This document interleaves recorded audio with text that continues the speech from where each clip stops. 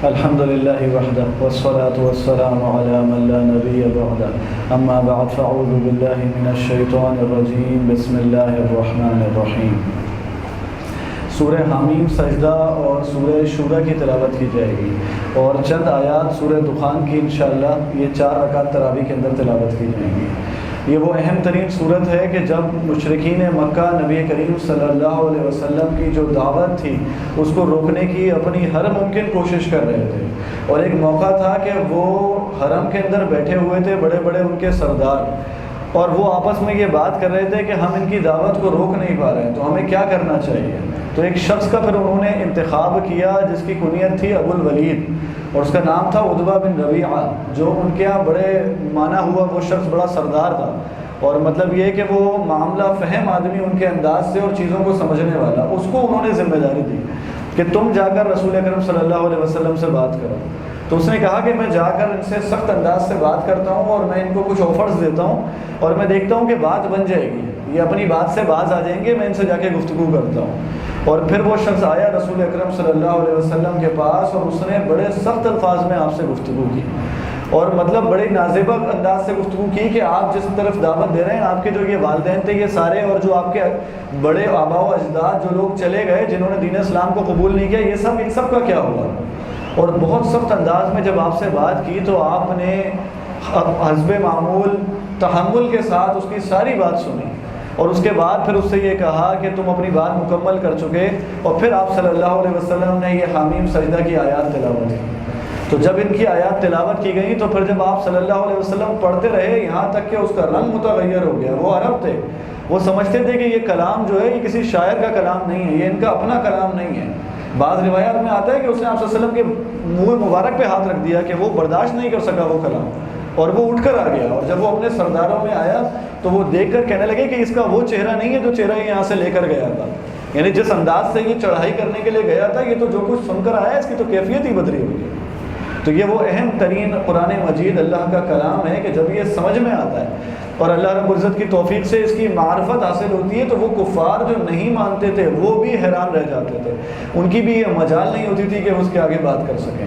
حامیم تنزیل من الرحمن الرحیم کتاب فصلت آیاتہ قرآنا عربیا لقوم یعلمون، کہ یہ رحمان اور رحیم کی طرف سے نازل کردہ قرآن مجید ہے کہ جس کی صفت کے اندر جس کی جو رحمت ہے اس میں جوش بھی پایا جاتا ہے، اور اس کی رحمت کے اندر دوام بھی ہے، وہ مستقل بھی ہے، اور یہ آیات ہیں کہ جن کو کھول کر واضح انداز میں بیان کر دیا گیا عربی زبان کے اندر تاکہ لوگ اس کو سمجھیں۔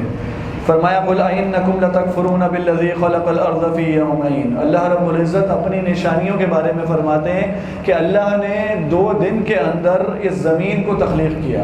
اور تم پھر بھی اللہ رب العزت کے ساتھ کفر کرتے ہو کہ اللہ نے اس میں پہاڑوں کو گاڑ دیا، اور پھر اللہ نے اس کے اندر برکت رکھ دی اور تمہارے لیے پوری غذا کا ایک انتظام اور ایک نظام مقرر کر دیا کہ ایسا نہیں ہوتا کبھی بھی کہ کوئی فصل اور کوئی چیز زمین سے غائب ہو جائے اور ساری انسانیت بھوکی مر جائے۔ اللہ رب العزت نے پھر آسمانوں کو بنایا، 2 دن میں اللہ تعالیٰ نے آسمانوں کو بنایا، اور پھر آسمانوں میں جو مخلوقات ہیں ان کو ان کے کام کی وحی کر دی، اور آسمان دنیا کو اللہ رب العزت نے ان ستاروں سے مزین کر دیا، اور فرمایا کہ یہ پھر بھی ایمان نہیں لاتے، ان اللہ کی بڑی بڑی نشانیوں کو دیکھ کر اللہ کو پہچانتے نہیں۔ فَإِنْ أَعْرَضُوا، اگر یہ اعراض کرتے ہیں، فَقُلْ أَنذَرْتُكُمْ صَاعِقَةً مِثْلَ صَاعِقَةِ عَادٍ وَثَمُودَ، تو ان کو ڈراؤ اس کڑک سے اور اللہ کے عذاب سے جو قوم عاد اور قوم ثمود کے اوپر آیا، کہ وہ اللہ نے ان کو ایسی قوم بنایا تھا، ایسی طاقت عطا کی تھی کہ وہ یہ کہنے لگے تھے کہ من اشد منا قوة، ہم سے زیادہ طاقتور کون ہے؟ تو اللہ رب العزت نے فرمایا کہ وَلَمْ يَرَوْا أَنَّ اللَّهَ الَّذِي خَلَقَهُمْ هُمْ أَشَدَّ مِنْهُمْ قُوَّةً، یہ جس نے تمہیں تخلیق کیا ہے، جس نے تمہیں اس زمین کے اندر بھیجا ہے، وہ تم سے زیادہ طاقتور ہے۔ فرمایا وَقَالَ الَّذِينَ كَفَرُوا لَا تَسْمَعُوا لِهَذَا الْقُرْآنِ وَالْغَوْا فِيهِ لَعَلَّكُمْ تَغْلِبُونَ، کہ ان کا معاملہ یہ ہوتا ہے کہ جب یہ قرآن مجید کی تلاوت ہوتی تو یہ کہتے ہیں کہ شور مچاؤ، یہ مشرکین کی کوشش ہوتی کہ یہ قرآن مجید کسی کے کان میں نہ پڑے، اس وقت شور مچاؤ تاکہ تم غالب آ جاؤ اور اس قرآن مجید کو سننے والے لوگ اس سے محروم رہ جائیں اور اس کی گستاخی کی جائے۔ فرمایا فَلَنُذِيقَنَّ الَّذِينَ كَفَرُوا عَذَابًا شَدِيدًا، ان کو عذاب شدید کا مزہ چکھایا جائے گا۔ اور قیامت کا دن ہوگا، یہاں پر پھر وہی بات جیسے سورہ یاسین میں اللہ نے ارشاد فرمائی تھی کہ ان کی یہ کیفیت ہوگی کہ یہ اللہ کے سامنے کھڑے ہو کر اللہ کو جھٹلا رہے ہوں گے، یہ کہہ رہے ہوں گے کہ ہم تو ایمان لانے والے، ہم نے تو کوئی ایسے اعمال نہیں کیے۔ تو پھر ان کی کھالیں اور ان کا جسم گواہی دے گا، ان کے ہاتھ پیر گواہی دیں گے، اور پھر یہ خود اپنے ہاتھ پیروں سے کہیں گے کہ وَقَالُوا لِجُلُودِهِمْ لِمَ شَهِدْتُمْ عَلَيْنَا، کہ تم نے کیسے گواہی دینا شروع کر دی؟ تو کہیں گے کہ اسی رب نے ہمیں بلوایا، کہ جو بلوانا جانتا ہے، جو بلواتا ہے اللہ تعالیٰ، اسی نے ہمیں یہ طاقت دی ہے کہ ہم بولیں اور تمہارے ان کرتوتوں کے بارے میں بتائیں۔ اور اللہ تعالیٰ بیان کرتے ہیں، اس آیت کا مفہوم ہے کہ انسان اپنے جسم سے تو اپنے اعمال کو نہیں چھپاتا، اسے تو یہ گمان میں بھی نہیں آتا کہ کبھی یہ ایسا بھی وقت آئے گا کہ میرے جسم جو ہے میرے بارے میں اور میرے خلاف گواہی دینے والا بن جائے گا۔ اور آگے اللہ رب العزت ایمان والوں کا تذکرہ فرماتے ہیں، اور ایمان والوں کی اس خوبی کا تذکرہ فرماتے ہیں کہ جس کے اندر دیکھا جائے تو پورے دین اسلام کو سمیٹ لیا جاتا ہے۔ فرمایا ان الذین قالوا ربنا اللہ ثم استقاموا، وہ لوگ جنہوں نے یہ کہا کہ ہمارا رب اللہ ہے، جنہوں نے اللہ کا اقرار کر لیا، اللہ کو اپنا معبود تسلیم کر لیا، ثم استقاموا، اس کے اوپر ڈٹ گئے، اس کے اوپر انہوں نے استقامت اختیار کی، تتنزل علیہم الملائکۃ الا تخافوا ولا تحزنوا، اللہ کے فرشتے ان کے اوپر نازل ہوتے ہیں جو ان سے کہتے ہیں کہ تم غم نہ کرو، تم خوف نہ کھاؤ، وَأَبْشِرُوا بِالْجَنَّةِ الَّتِي كُنْتُمْ تُوعَدُونَ، کہ تمہیں بشارت ہے اس جنت کی، ان باغات کی جن کا تم سے وعدہ کیا جاتا ہے۔ نَحْنُ أَوْلِيَاؤُكُمْ فِي الْحَيَاةِ الدُّنْيَا وَفِي الْآخِرَةِ، اور تمہارے لیے، تمہارے تو دنیا کے اندر بھی ہم تمہارے دوست تھے، تمہاری مدد کیا کرتے تھے، اور آخرت میں بھی ہم تمہارے ساتھ ہوں گے، ہماری معیت تمہارے ساتھ ہوگی۔ اور فرمایا کہ وَلَكُمْ فِيهَا مَا تَشْتَهِي أَنفُسُكُمْ، اور تمہیں وہ کچھ ملے گا جنت کے اندر جس کی تم خواہش کرتے ہو۔ وَلَكُمْ فِيهَا مَا تَدَّعُونَ نُزُلًا مِّن غَفُورٍ رَحِيمٍ، تمہارے رب کی مہمان نوازی تمہیں حاصل ہو۔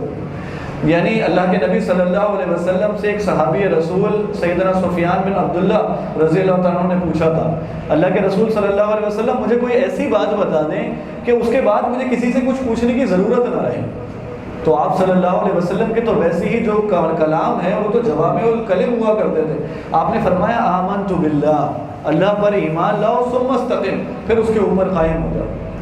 یہ تمام کے تمام دین کا خلاصہ اس کے اندر آ جاتا ہے کہ انسان جب اللہ کو اپنا معبود تسلیم کر لیا، رضیت باللہ ربا وبالاسلام دینا وبمحمد نبیا، اللہ رب العزت کو رب تسلیم کر لیا، دین اسلام کو قبول کر لیا، محمد صلی اللہ علیہ وسلم کے نبی ہونے پر راضی ہو گئے، اب اس کے اوپر استقامت کو اختیار کریں۔ اب کبھی زندگی میں مومن کے وہ لمحہ نہیں آ سکتا، وہ کبھی اس کے اوپر یہ کیفیت نہ آئے کہ اس کا دل توحید کو چھوڑنے پر راضی ہو جائے، وہ دل اس کے ایمان اس کے دل سے رخصت ہو جائے۔ اور پھر جب وہ اس کے اوپر استقامت کو اختیار کرتا ہے تو فرشتے نازل ہوتے ہیں، اور فرشتے نازل ہونے کی جو کیفیت ہے، یعنی وہ فرشتے دنیا میں نظر نہیں آتے، اللہ نے وہ غیب کا پردہ رکھا ہوا ہے۔ یہ تو جب غیب کا پردہ اٹھتا ہے، جب آخری وقت انسان کا آتا ہے، وہ اپنی آنکھوں سے فرشتے کو دیکھ لیتا ہے کہ وہ اسے خوشخبری دے رہے ہوتے ہیں کہ نحن اولیاؤکم فی الحیاۃ الدنیا، وہ ان کو بتا رہے ہوتے ہیں کہ اللہ تخافوا ولا تحزنوا، تمہیں غمزدہ ہونے کی ضرورت نہیں ہے، تمہیں آگے والے معاملات اور آگے والے سفر کے لیے پریشان ہونے کی ضرورت نہیں ہے۔ لیکن دنیا کے اندر ان فرشتوں کا نزول بندہ مومن کے دل کے اندر جو سکینت کی کیفیت ہوتی ہے، اس سے انسان محسوس کرتا ہے کہ اس کو تمام معاملات میں، پریشانیوں میں اللہ رب العزت ایک سکون اور اطمینان نازل فرما دیتا ہے۔ سیدنا عبداللہ بن حذافہ سہمی رضی اللہ تعالیٰ عنہ جلیل القدر صحابی ہیں۔ سیدنا عمر بن خطاب رضی اللہ تعالیٰ عنہ کے دور میں یہ ایک محاذ پہ تھے کہ ان کو عیسائی بادشاہ نے گرفتار کر لیا تھا، اور ایسی دردناک کیفیت تھی کہ آپ کو 3 دن بھوکا پیاسا رکھا، آپ کے ساتھی ان کے ساتھ سب گرفتار تھے، اور پھر اس نے ہر ممکن آپ کو آفر دی، اپنی سلطنت میں آفر دی، بڑی شادی کرنے کی آفر دی، مال دینے کی آفر کی کہ تم اسلام چھوڑ دو۔ جب انہوں نے دیکھا کہ یہ تو کسی صورت ماننے کو تیار نہیں، تو پھر اس نے وہ ایک جلتا ہوا کڑھاؤ جس کے اندر کھولتا ہوا تیل اس نے رکھا، اور آپ کے ساتھی کو ایک کو بلایا اور آپ کے سامنے ان صحابی رسول کو اس میں ڈال دیا، اور جب ان کو یہ دیکھا اور ان سے کہا کہ اب تمہارا یہی حشر ہونے والا ہے، اس کیفیت میں جب ان کو بلند کیا گیا اور اس میں ڈالنے لگے تو دیکھا کہ ان کی آنکھوں سے آنسو جاری ہیں، تو وہ بادشاہ خوش ہو گیا کہ اب یہ ان کو موت کا خوف اور اپنی آنکھوں سے یہ دردناک کیفیت دیکھ چکے ہیں، تو ان کو اتار لیا، اور جب ان کو اتار کے اپنے پاس بلایا اور کہا کہ اب تم ڈرتے ہو، تو کہنے لگے کہ میری روم اور میرے ایک ایک بال میں جان ہوتی، میں اللہ کی راہ میں قربان کر دیتا تو میں اس بات کو زیادہ پسند کرتا. میری تو ایک جان ہے کہ جو اللہ کی راہ میں قربان ہو رہی ہے، میں اس بات سے نہیں رو رہا. تو وہ حیران تھا کہ یہ کیا چیز ہے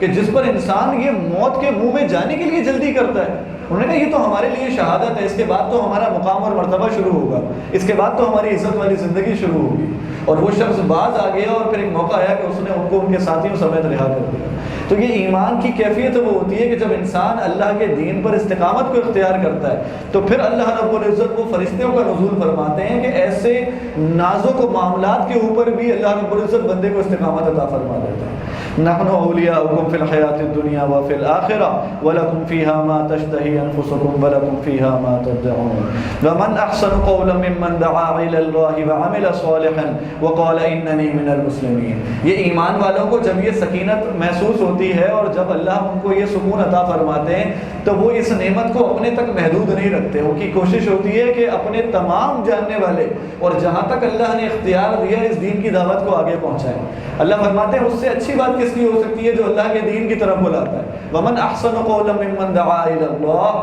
اللہ رب العزت کی طرف جو دعوت دیتا ہے اس سے اچھی بات کس کی ہو سکتی ہے. اور وہ نیک اعمال خود بھی کرنے والا ہوتا ہے، کیونکہ یہ تو ایک صدقہ جاریہ ہے. وہ تو یہ چاہتے ہیں مومن کہ ایک شخص بھی ان کے کہنے سے اللہ کے دین کی طرف آ جاتا ہے تو نبی صلی اللہ علیہ وسلم کی حدیث کے مطابق سرخ اونٹوں سے بہتر ہے، بڑے سے بڑی نعمت سے بہتر ہے کہ کوئی انسان کسی کے کہنے سے اللہ کے دین کی طرف آ جائے. اور اگر کوئی بھی نہ آئے تب بھی انسان جو اپنی کوشش کرتا ہے تو اس کو تو اس کے مطابق اللہ رب العزت اس کے لیے اجر کو لکھ دیتے ہیں.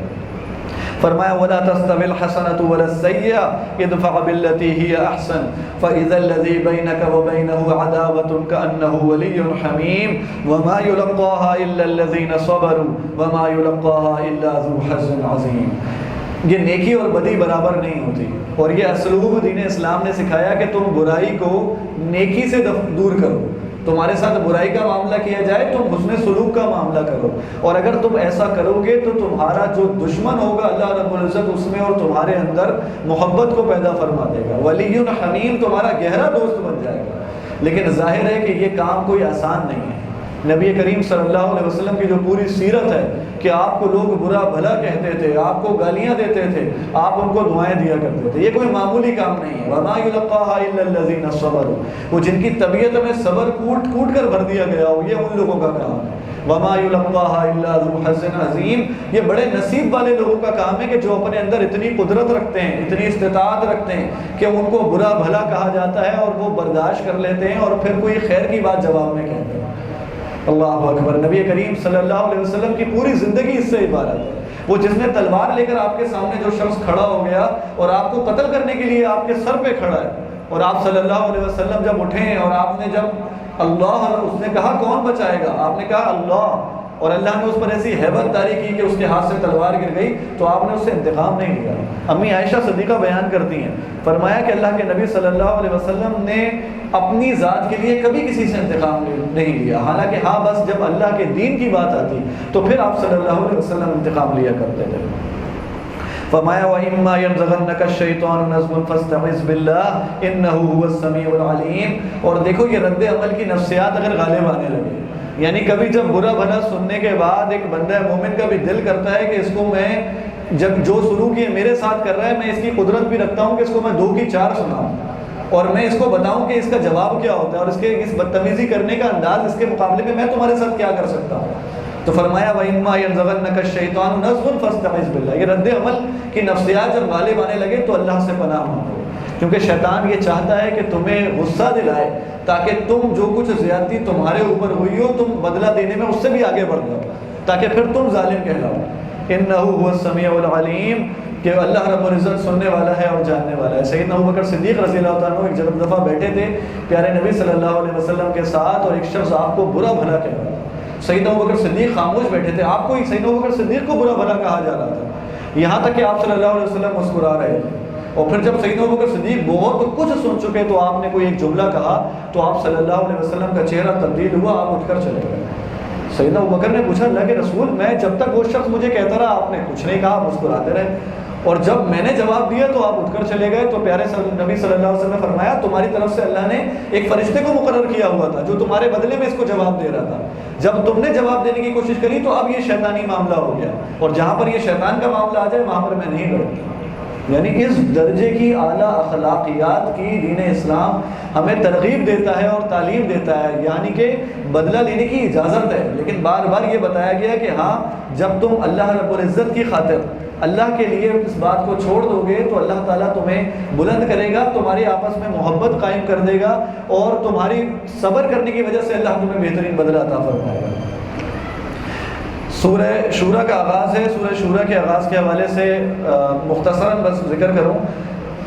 تکاد السماوات یتفطرن من فوقہن والملائکۃ یسبحون بحمد ربہم, کہ اللہ رب العزت فرماتے ہیں قریب ہے آسمان پھٹ جائے,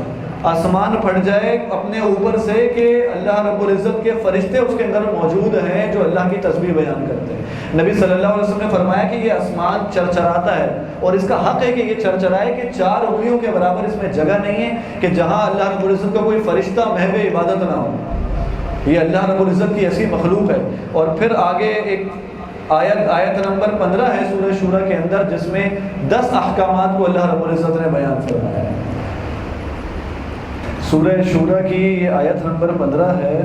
امام ابن کثیر رحمہ اللہ فرماتے ہیں کہ اس ایک آیت میں اللہ رب العزت نے 10 احکامات نازل کیے ہیں,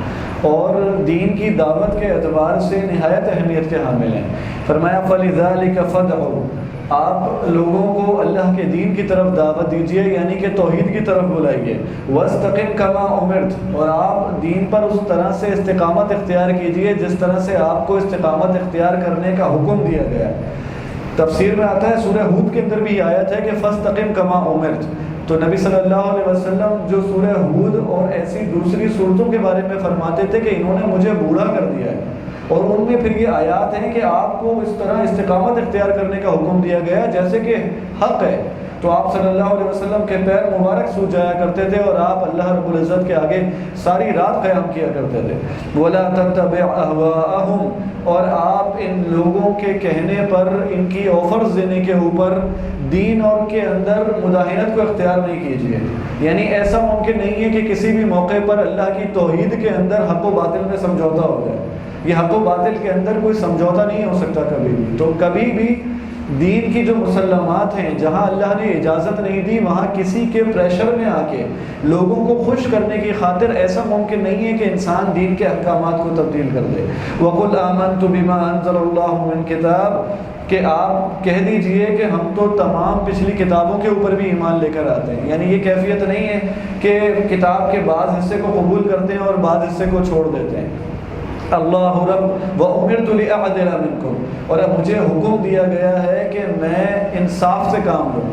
بندوں کے درمیان انصاف کروں, کسی غریب کی غریبی یا کسی امیر کی دولت اس بات پر مجبور نہ کرے کہ انسان حق بات کو چھوڑ دے. اللہ ربنا وربکم ولنا اعمالنا ولکم اعمالکم, اللہ ہمارا بھی رب ہے تمہارا بھی رب ہے, تمام بندے اللہ کے برابر ہیں, ان کے درمیان انصاف کیا جائے گا, اور تمہارے اعمال کے بارے میں ہم سے نہیں پوچھا جائے گا, ہمارے کیے ہوئے اعمال تمہارے کام نہیں آئیں گے. لا حجت بیننا وبینکم اللہ یجمع بیننا وإلیہ المصیر, اور اس بارے میں تم ہم سے جھگڑو نہیں, اللہ رب العزت ہم سب کو جمع کرے گا اور ہم اللہ ہی کی طرف لوٹ کر جائیں گے. من کان یرید حرث الآخرۃ نزد له فی حرثہ, اللہ رب العزت فرماتے ہیں کہ جو آخرت کو پسند کرتا ہے, آخرت کو چاہتا ہے, ہم اس کی کھیتی میں اضافہ کر دیتے ہیں. وَنَزِدْ لَهُ فِي حَرْثِهِ وَمَنْ كَانَ يُرِيدُ حَرْثَ الدُّنْيَا نُؤْتِهِ مِنْهَا, اور اگر کوئی دنیا چاہتا ہے تو ہم اسے دنیا عطا کر دیتے ہیں. وَمَا لَهُ فِي الْآخِرَةِ مِن نَصِيبٍ, لیکن پھر اس دنیا چاہنے والے شخص کے لیے آخرت میں کوئی حصہ نہیں ہوتا. یعنی جو شخص دنیا اس انداز سے گزارتا ہے کہ اپنی آخرت کو کماتا ہے تو اس کو پھر اس کی آخرت کے لیے برکت دے دی جاتی ہے. وَمِنَ النَّاسِ مَن يَشْرِي نَفْسَهُ ابْتِغَاءَ مَرْضَاتِ اللَّهِ, کہ بعض اللہ کے ایسے بندے ہیں کہ اللہ کی خاطر اپنی جان کو بیچ ڈالتے ہیں. إِنَّ اللَّهَ اشْتَرَىٰ مِنَ الْمُؤْمِنِينَ أَنفُسَهُمْ وَأَمْوَالَهُمْ بِأَنَّ لَهُمُ الْجَنَّةَ, کہ مومنین تو اپنی جان اور مال کو جو ہے وہ اللہ رب العزت سے سودا کر لیتا ہے, اور بعض ایسے بھی ہیں کہ جو دنیا کی زندگی آخرت کے بدلے میں خرید لیتے ہیں. تو اللہ رب العزت فرماتے ہیں کہ جو دنیا کو اس انداز سے گزارے کہ آخرت اس کا مطمئن نظر ہو، تو پھر ہم اس کی آخرت کے لیے اس کو برکت دیتے ہیں۔ اور جو آدمی دنیا کو حقیقی سمجھ لیتا ہے، آخرت کو بھول جاتا ہے، تو اسے دنیا میں پھر مگن کر دیا جاتا ہے۔ اللہ دنیا میں اسے اتنا عطا کر دیتے ہیں کہ پھر اس کو اسی وقت ہی ہوش آتا ہے کہ جب وہ فرشتہ اس کی روح قبض کرنے کے لیے آ جاتا ہے، اسے دنیا اتنی عطا کر دی جاتی ہے وہ آخرت کو بھول جاتا ہے۔ فرمایا وَلَوْ بَسَطَ اللَّهُ الرِّزْقَ لِعِبَادِهِ لَبَغَوْا فِي الْأَرْضِ، اگر اللہ رب العزت تمام بندوں کے رزق میں اضافہ کر دیں، اس کو پھیلا دیتے، تو زمین میں فساد مچ جاتا۔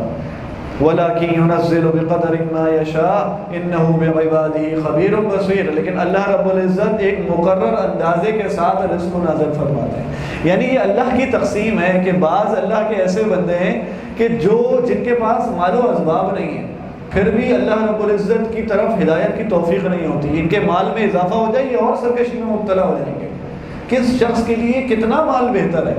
انسان تو اپنے طور پر ہر توڑ کوشش کرتا ہے کہ وہ اپنے آپ کو آگے سے آگے لے جائے، لیکن اللہ رب العزت نے ایسا نظام بنایا ہے کہ اللہ کہتے ہیں ہم بہتر جانتے ہیں کس کے لیے کتنا رزق بہتر ہے۔ تو بندے مومن کو یہ چاہیے کہ وہ قناعت کو اختیار کرے، کیونکہ ہم نہیں جانتے کہ اگر ہمارے رزق میں اضافہ ہو جائے بہت زیادہ تو کہیں ہمارے لیے وہ فساد کا باعث نہ ہو جائے۔ تو یہ تو اللہ رب العزت ہی بہتر جانتے ہیں اور یہ اللہ کی تقسیم ہے۔ وَمَا أَصَابَكُم مِّن مُّصِيبَةٍ فَبِمَا كَسَبَتْ أَيْدِيكُمْ وَيَعْفُو عَن كَثِيرٍ، کہ اللہ رب العزت فرماتے ہیں کہ یہ جو مصیبتیں آتی ہیں، یہ جو تکلیفیں آتی ہیں، یہ بندوں کے ہاتھوں کی کمائی ہے، اور کتنے ہی گناہ تو ایسے ہیں جو بندے کے اللہ رب العزت ویسے ہی معاف کر دیتا ہے۔ یعنی اللہ رب العزت اگر ظلم پہ پکڑ کرتا تو زمین میں ایک جاندار باقی نہیں بچتا۔ تو یہ اللہ رب العزت کی رحمت ہے، اور یہ جو ہمارے اوپر تکلیفیں ہیں، یہ بارش روک لی جاتی ہے تو یہ ہمارے اپنے گناہوں کا نتیجہ ہوتا ہے۔ ظہر الفساد فی البر والبحر بما کسبت ایدی الناس، یہ بحر و بر کے اندر جو فساد ہے یہ لوگوں کے ہاتھوں کی کمائی ہے۔ والذین یجتنبون کبائر الاثم والفواحش واذا ما غضبوا هم یغفرون، یہ ایمان والے کبائر سے اجتناب کرتے ہیں، یہ جو کبیرہ گناہ ہیں ان سے اپنے آپ کو بچاتے ہیں، اور بالخصوص فحاشی اور بے حیائی سے دور رہتے ہیں۔ اور ان کی ایک اور صفت کو اللہ رب العزت بالخصوص بیان فرما رہے ہیں کہ وَإِذَا مَا غَضِبُوا هُمْ يَغْفِرُونَ،